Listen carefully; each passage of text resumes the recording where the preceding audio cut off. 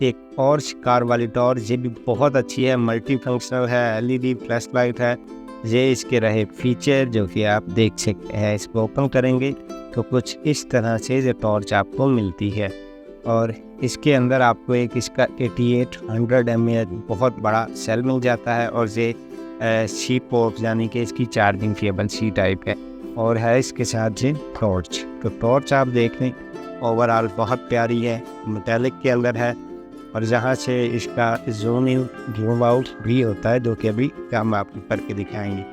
और सबसे आला चीज़ यहाँ पे सी टाइप पे चार्जिंग होती है, USB है, ये पावर बैंक भी है, यानी आपके मोबाइल वगैरह को भी इमरजेंसी में कर देता है। ये इसका बटन है और ये इसका बटन है, इसको हम प्रेस करेंगे तो ये चल जाएगी। ये जूम इन है, जूम आउट, न्यूज़ यानी कि ये सारा कुछ होता है। तो बहुत ही जी इसकी तेज़ लाइट है, यानी कि अल्ट्रा ब्राइट के अंदर है और ये भी चल रहा होता है। ये बटन प्रेस करूँगा ये बंद हो जाएगी, सिंपल, फिर ऑन करूँगा फिर चल जाएगी।